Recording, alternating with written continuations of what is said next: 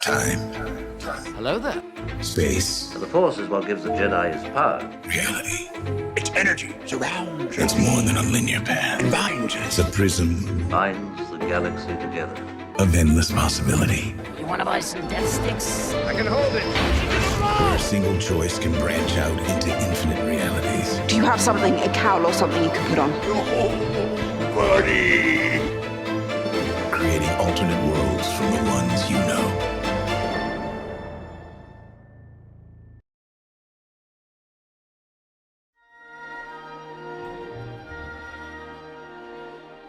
The year is 22 BBY. With the growing threat of civil war, the Military Creation Act is put forward for a vote in the Senate of the Galactic Republic. Amongst the prominent senators leading the opposition against the Military Creation Act was Padme Amidala of Naboo. Padme's strong stance on this and a variety of issues made her a target for many of the powerful figureheads across the galaxy whom she stood against. However, during one fateful Coruscant night, Padme is nearly assassinated by the bounty hunter Zam Wesell. The assassination attempt is thwarted by the heroics of Anakin Skywalker and Obi-Wan Kenobi, who chase Wesell through the skies of Coruscant, trapping her amongst the crowd in the Outlander Club. Skywalker and Kenobi pursue the bounty hunter into the club, and they separate in order to cover more ground. As Obi-Wan approaches the bar and orders a drink, a young Balasar man approaches him with a tempting offer. The Balasar, formerly known as Elan Sleazebaggano, but currently going by the name Elan Sleazebaggano, asks Obi-Wan, You want to buy some death sticks? Obi-Wan, who always has been made of sterner stuff, much preferring a smooth sip of the sauce to any form of hallucinogens, as far as his vices were concerned, began to politely decline the Balasar's offer. However, being the noble, kind-hearted Jedi Knight that he was, Obi-Wan saw this as an opportunity to help a poor addict in need. Using the Force, Obi-Wan reached out to the scattered mind of Sleazebaggano and convinced him to change his path. You don't want to sell me death sticks. I don't want to sell you death sticks. You want to go home and rethink your life. I want to go home and rethink my life. And with that, the story moved on. Kenobi disarmed Wesell, and the story played out for better or worse how those of you from this reality remember. However, in a different reality across the multiversal plane, an Obi-Wan with less resolve found the temptations of the world outside the walls of the Jedi Temple much harder to resist.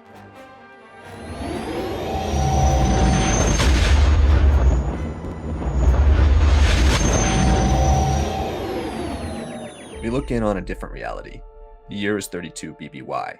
Obi-Wan Kenobi has just defeated Darth Maul in the climactic duel of the Fates, becoming the first Jedi to vanquish a Sith in nearly a millennium. His master Qui-Gon Jinn was not as lucky, as he fell to the blade of Darth Maul in combat, sparking a sizzle of anger in Obi-Wan that he didn't even know he could feel. He vows never again to give in to anger, instead putting all his emotional effort into training his new Padawan, Anakin Skywalker, in order to help his master's legacy live on. He would bear the burden of training the Chosen One. Training the Chosen One was the worst thing that had ever happened to Obi-Wan, with all due respect to his master Qui-Gon's death.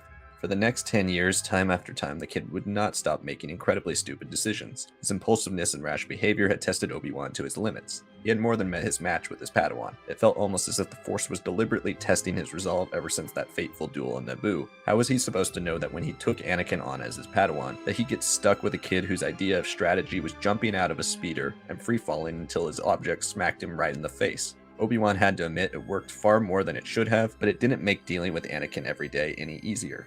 Obi-Wan became officially convinced that the Force wanted him to fail as Anakin's master, when the Council requested that he and Anakin be assigned as bodyguards to Senator Padme Amidala after multiple attempts on her life had been made. Anakin was of course buzzing about the prospect of seeing Padme, considering she's all he had talked about since he hit puberty. Anakin could be a sweet kid, but Obi-Wan knew that no matter how much training he gave Anakin, he could never instill the natural suaveness that was needed to woo a being of Padme's stature. Annie? My goodness, you've grown. So have you. Grown more beautiful. Well, for a senator, I mean. Oh dear. The worst part of the day for Obi-Wan came after Anakin's botched reunion with the Senator. He had to listen to Anakin go on and on about Padme and the Senate. They talked for a little while longer, but then were suddenly swept into a conflict as they sensed Padme in danger. Obi-Wan found himself jumping out of a window, grabbing onto the droid that was sent to kill the Senator, after a brief chase that saw Anakin retrieve his speeder and save his life, then eventually decide that the best course of action was to do another one of his patented jump out of a speeder and free-fall 10,000 stories and pray trick. Obi-Wan and his apprentice found themselves chasing their target into the Outlander Club. They decided to split up upon entry, with Anakin taking the perimeter and Obi-Wan attempting to draw the bounty hunter out in the middle of the club by making himself visible at the bar. But really, he just needed a drink after another long day with Anakin.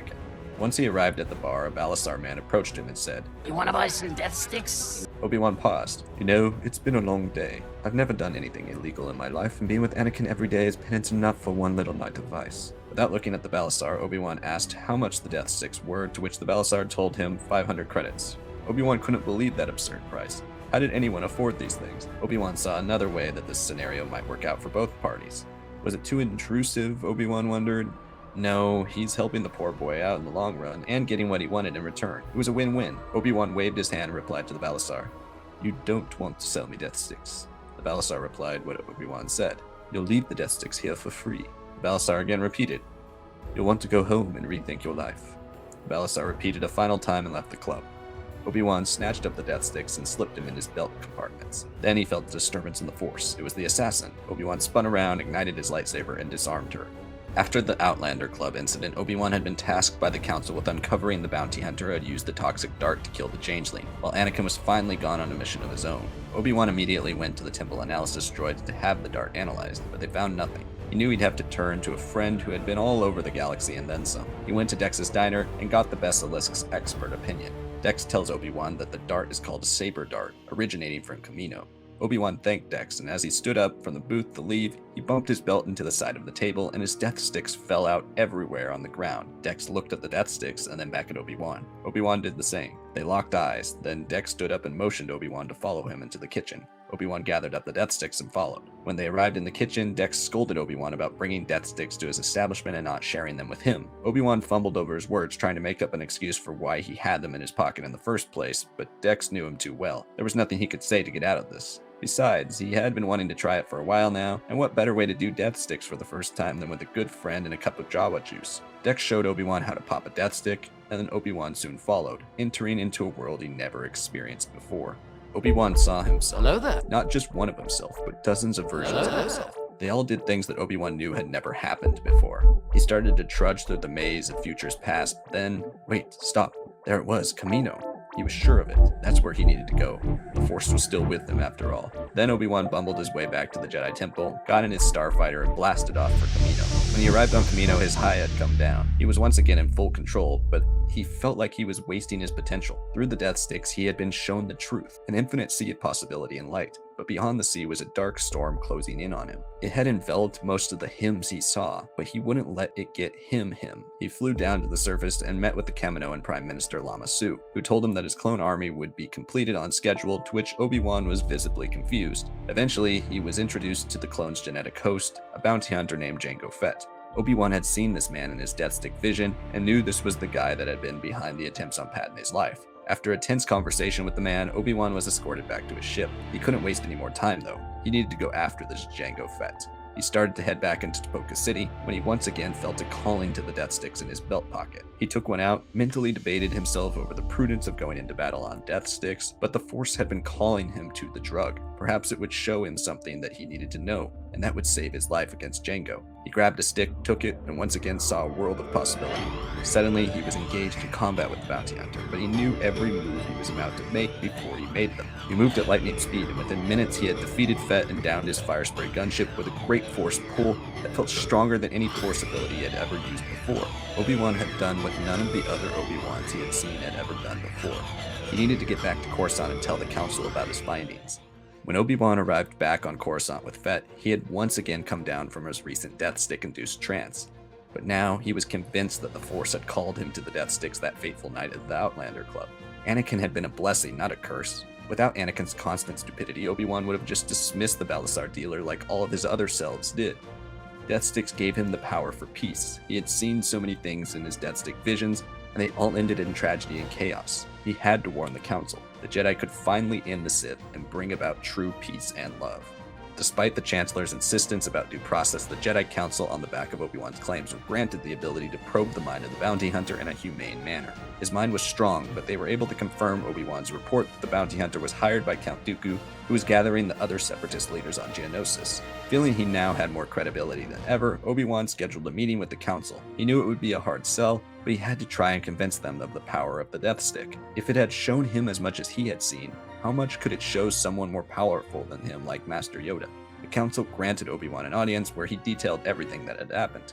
He urged the Council to try Death Sticks just once to see the effect for themselves. The council listened to his plea and then dismissed Obi-Wan while they debated his petition. It was only due to his prestige as a Jedi Knight that they even entertained his request. After an hour of debating, the council decided that Yoda, as Grand Master and most powerful of the Jedi, would attempt a Death Stick trip to prove the validity of Obi-Wan's claims. Yoda went into his meditation chamber, took a Death Stick, entered into a Force-enhanced meditative state, and saw everything. A clone army victorious over the Separatists, a demon from the past rising again, but beyond it all, darkness. Yoda crept closer and closer to the darkness, and then he saw him, the Sith that they had been looking for. Yoda engaged him in combat, moving swifter than he ever had before. He defeated the Sith and unhooded him to reveal Chancellor Palpatine? Yoda came crashing out of his vision and knew what they had to do. Obi-Wan was right. With Yoda's confirmation of Obi-Wan's claims about Death Sticks, the entire Jedi Council and Obi-Wan decided to enter into a Force-enhanced Death Stick meditation. Unified as one, they were more powerful than any beings in the Force had ever been before. They reached out and took control of the Chancellor's mind. Even with his might in the dark side, he was not a match for the Death Stick power at their disposal. Within minutes, he revealed in a special address to the Republic that he was a Sith Lord and the entirety of his plans. He turned himself in and was jailed in the deepest depths of Coruscant prisons, in the strongest Force user-proof cell they had available. The Council then turned their attention toward Dooku and the Separatists on Geonosis. Probing Dooku's mind, they made him see his folly. He left the Separatists and rejoined the Jedi Order. The Council reached out further, finding the droid foundries on Geonosis and caving them in, destroying all of the battle droids that had been created there.